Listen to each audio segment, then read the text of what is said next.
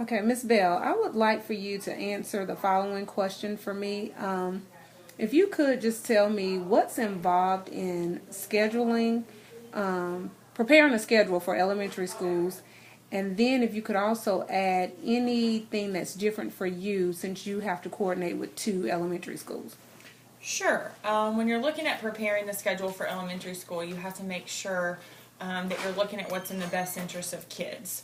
So we know here at Nathaniel that we have an EC gap with our EC population, and we also know that our achievement gap is a literacy gap. So our students perform significantly below in literacy than they do in math and science. So our master schedule has been created to allow maximum reading instruction time. It's also been created to strategically pair EC and regular ed teachers and schedules to best support those students who are on the EC caseload to close that gap. You're also looking at the non-negotiables, so the amount of physical activity, art, music, PE, all of those different pieces that play in. You also have to look at the allotments. So based on our enrollment, we're given a number of allotments for teachers, EC teachers, regular ed teachers, special area teachers. So for this specific year, in reflecting upon last year, we had an AB day schedule like a secondary school setting. And so teachers didn't get a break every day. And we realized that not only was that bad for the culture, but it was also negative for student achievement. So I used allotments to purchase additional art, music, and PE teachers. So we now have two full-time teachers so that we can use them across all grade levels so that each teacher has a planning period daily.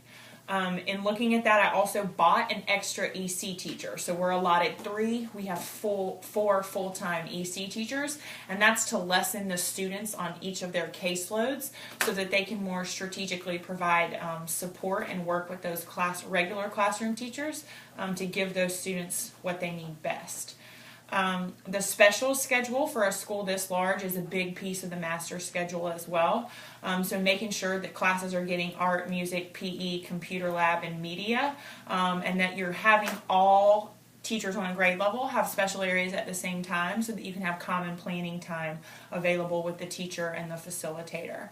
Nathaniel is in a particularly interesting situation because we connect to Moorhead STEM Academy. So you have Nathaniel, which is an 1,000-child elementary school, and then you have Moorhead, which is an over 2,000 student pre-K through 8 that share a cafeteria and that share a gym. So we have to coordinate with the schools on lunch times, on recess times for use of the blacktop or the playground area, and then also on scheduling of the gym so that the schools aren't overlapping, so that all students in both schools receive what they need. We are the only 2 schools in CMS that have this circumstance, and so what that means is once we plan with the Nathaniel SLT about what we want to see out of the schedule next year, we then sit down as a school leadership team at Nathaniel with the Moorhead team to see these are the wants and needs of both schools. Now, how can we compromise to make this? You can keep going. I'm sorry. Okay, sorry. Also, in looking at the master schedule, you have to look at how you push in resources. So we have teacher assistants and we have Title I tutors that we have to strategically create a schedule so that they can push in and help where they're most needed.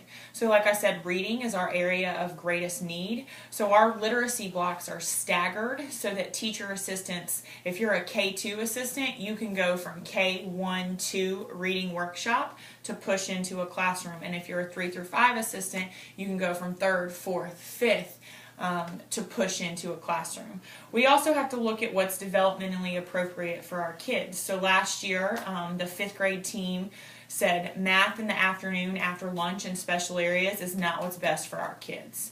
So in looking at that, we recreated part of the 5th grade master schedule so that math is now the first thing instructionally in the morning because that's what's best for our kids in order for them to close that gap with the Common Core that we're seeing in 5th grade math. So in thinking about scheduling, it's really, it's how many students you have, it's how many allotments you have, it's how many staff members within those allotments you use. It's also looking at the needs of your school. So what are your instructional needs?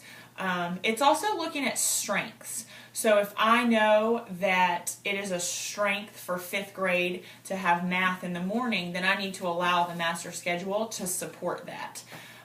Also looking in the lower grades in K and 1, breaking up the reading and writing workshop time so that 2 hours of uninterrupted learning is too long for a 5 and a 6-year-old. So creating a master schedule that supports the developmental needs of the students in each grade level based on where they are. It's important too to get buy-in. So we had the SLT last year. We ensured that there was a representative from each grade level and or department to make sure that their wants, their concerns, their needs were heard. And we did it in a democratic way so that teachers were conversing with teachers about, well, I understand that this might be a need you all have, but look at the data that we have in this grade to support this need. And so teachers were really able to kind of understand one another and compromise with one another so that as a whole school, we were doing what was best for kids with the schedule. Thank you so much for taking the time to answer that for me. Thank you.